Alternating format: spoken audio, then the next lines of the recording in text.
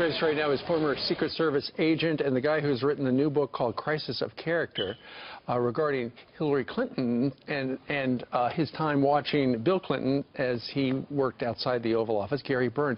Gary, before we talk a little bit about your new book, which is a runaway bestseller, you were posted in Turkey. Are you surprised that John Huddy is able to get that close? I mean, they've already opened up the airport. We got some live images right there. There's one of the bullet holes right there in the glass. Yeah. Actually, what you're seeing there is something I actually experienced years ago in the early 1980s when I went to the Ankara airport. There had been an attack in the 70s, and the bullet holes were still there. Right. It's so important to tell the terrorists we're going to go back to business. And they did the same thing in Israel, too. Opened up the cafe hours after the attack took place. Yeah, the Turkish mentality is tough. They're strong people, and I wish them the best. Gary, let's talk about some of what you saw your years as a Secret Service agent with Hillary Clinton in your book that's chronicled in your book, Crisis of Character. First off, you open up talking about Bush 41. Yes. And you pretty much echo what many people say, solid class, and you expected to see the same thing in the transition to the Clintons. Yes. But who were the Clintons? How was it different? So when I first started working protecting the Clintons, actually, they were running for office. And we heard all these rumors from Arkansas. And what rumors? Rumors about the president affairs and about the state police that protected him being forced to help him facilitate these things. Troopergate? Yeah, so that kind of thing. And we also heard these stories about their behavior with each other. Volcanic. Volcanic, dangerous. And actually, I talked to this sheriff down there one time, and I was joking with him. I said, there's no way this guy could ever get elected. And he looked at me like he was looking right through me, and he said, let me tell you something, Gary. Believe everything you hear, and they will get elected. Wow. And they'll stay there for 8 years. He said, it is unbelievable. He said they can spin manure in the gold. That's the term. Gary, the first chapter is called The Vase. Yes. What's the Vase story? So I came to work one morning as a Secret Service Uniform Division officer, and before I went to my post, I went over to see a buddy in the ground floor of the White House, and he had said there had been a huge fight.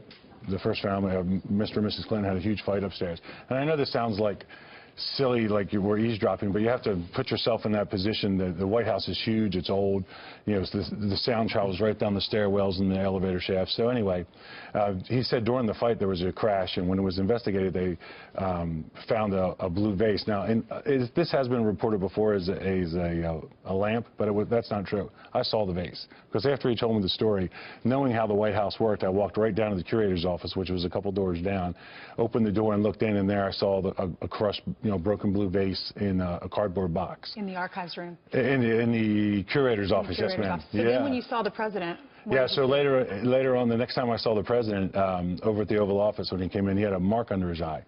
It was a black eye, but you could see they were trying to conceal it with makeup. And I said to his assistant, Nancy Herrenreich and Betty Carey, what's that mark under the president's eye? Right. And they said, Nancy said, oh, he's allergic to coffee. And I said, under one eye?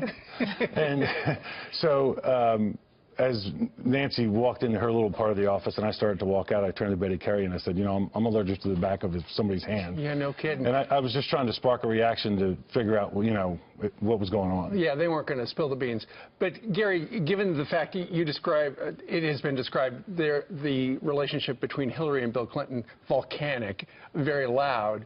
At some point, you had conversations with other Secret Service agents about what do we do? We're here to protect the President of the United States. What happens if his wife is the troublemaker? Right. That was a topic of discussion. It kind of started out one day, in particular, I remember, as like we were joking about it. And then all of a sudden, the agent I was talking with was like, what would we do? I go, well, you got to protect the President. I mean, if she walks in when he's doing something he shouldn't be, and, you got to protect the President, you got to protect her. And whoever the poor person is that's there, they're kind of on their own. So the scenario was if she walked in on the president with one of the women. Right. It was a concern. Right. And then when you take what I experienced and what other people experienced about her dangerous, angry behavior and put that together, it's a recipe for domestic violence. She hated to see you guys. You had to basically jump into a closet to stay out of her eyesight. Well, we were supposed to. I would tell you that I never did, and it got me in a couple jams once in a while, like on the road.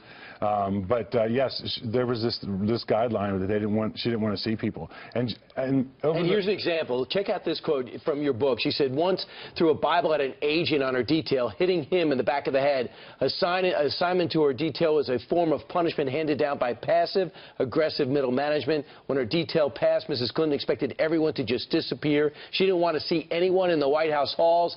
If the whole place were the personal executive mansion, it was insulting. She hated uniforms. Yeah, you were giving up your life, or could be potentially giving up your life to protect her. Right. My experience with them is they don't like the military and they don't like law enforcement. And my personal feeling, based on what I saw, is she does not like men. Sure. Also, what about the Lewinsky affair and what you did to short-circuit it, and she overcame it, and they were unbelievably sloppy about it? I tried to help them when I could. When it was clear to me that Monica Lewinsky was trying to put herself in the president's path all the time, I went to Evelyn Lieberman, and I asked her to take some steps to have her removed. And she understood what I was saying. And I actually said to Evelyn, look, if I'm overstepping my bounds, then file a complaint. But I think it's that important.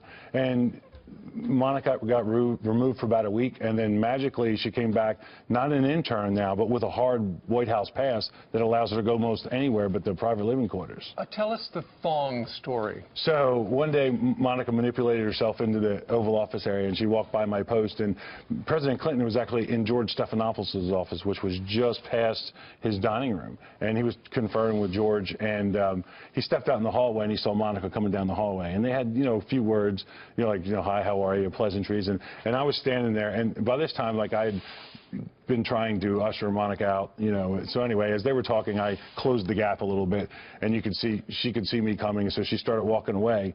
And as she walked past, she had this dress on, and she looked back and made sure the president was looking at her, and she flipped up the dress and showed him her blue thong. I felt like I was at... It was just bizarre. It was like a nightclub. Like you're in Cancun or something. Yeah, People are asking why you're doing this, why you're telling so much. I'm telling my story because I want the truth to come out. I have to look my kids in the face like everybody else.